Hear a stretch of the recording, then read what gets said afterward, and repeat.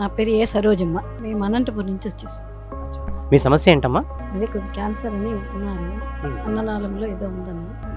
Actually ఏంటంటే ఒక నవంబర్లో మీకు డిఫికల్టీ స్వాలో మింగడానికి చాలా ఇబ్బంది పడింది. కర్నూలులో గ్యాస్ట్రాంటాలజిస్ట్ దగ్గరికి వెళ్ళి ఎండోస్కోప్ చేయించాము. చేస్తే మిడ్ ఈసోఫేగస్ గ్రోత్ ఉందన్నారు. సరే అని హైదరాబాద్ సికింద్రాబాద్ యశోద్ హాస్పిటల్కి వెళ్ళి అక్కడ డయాగ్నోసిస్ అంతా చేయించాము. చేయిస్తే యూఎస్ అని అందులో బయటపడింది ఈసోఫేగస్ క్యాన్సర్ అని చెప్పి 7 సెంటీమీటర్స్ గ్రోత్ ఉంది. సో దీనికి రేడియేషన్ కీమో తీసుకోవాలి, స్క్వామస్ సెల్ కార్సినోమా అని చెప్పారు. చెప్తే సరే రేడియేషన్ అక్కడ చాలా కాస్ట్లీ చెప్పారు. సరే అది మన కర్నూలులో కూడా అవైలబిలిటీ ఉందని కర్నూలులో వచ్చాము.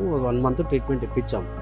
బట్ సిమ్టమాటిక్లీ అంటే ఆ కీమో రేడియేషన్ ఎఫెక్ట్కి చాలా సిక్ అయిపోయింది. అసలు అనేబుల్ టు ఏమి ఇచ్చినా కూడా మొత్తం అంతా బయటకు వచ్చేది. ఆల్మోస్ట్ వాళ్ళు కూడా తిండి కూడా సరిగ్గా తీసుకునేది కాదు. సో ఆ మూమెంట్లో మేము మళ్ళీ రివ్యూ వెళ్ళాలని కర్నూలు 1 మంత్ అయిపోయిన తర్వాత చాలా సిక్ ఉండింది, చాలా ఇబ్బంది పడేది. నేను మామూలుగా మెడికల్ నాలెడ్జ్ ఉంది కాబట్టి ఇంట్లోనే కొద్దిగా ట్రీట్మెంట్ చేసుకునేవాడిని, ఐవి ఫ్లూయిడ్స్ అవి ఇవి. బట్ నాకైతే కొద్దిగా కాన్ఫిడెంట్ లేకుండేది, ఇంకా బాగా అవుతుందో లేదో అనే పరిస్థితికి వచ్చింది పరిస్థితి. సో అలాంటప్పుడు ఏంటంటే రివ్యూకి వెళ్ళేటప్పుడు మా రెండో అక్క గారు నాకు యూట్యూబ్లో పంపించారు సార్ వాళ్ళకి. విని నేను కాన్ఫిడెంట్ వచ్చి నేను చక్కగా డైరెక్ట్ ఇక్కడికి వచ్చాం. అదే రోజే కాల్ చేసి థర్స్డే అయితే ఆ రోజు సార్ ఉన్నారు, వచ్చాము. వచ్చి అప్పటికి పరిస్థితి ఏంటంటే ఇంకా అసలు జర్నీ చేసేంత పరిస్థితి లేదు, చాలా సిగ్గా ఉన్నారు. సరే వచ్చాము, సార్ని కన్సల్ట్ అయ్యాము. సార్ చూసి ఆయన ఒక 3rd డే 4th డే అన్వర్స్ సిమ్టమాటికల్లీ తగ్గిపోతాయి, సిమ్టమ్స్ తగ్గి రికవర్ అవుతారులేండి అని కాన్ఫిడెంట్గా ఇచ్చారు.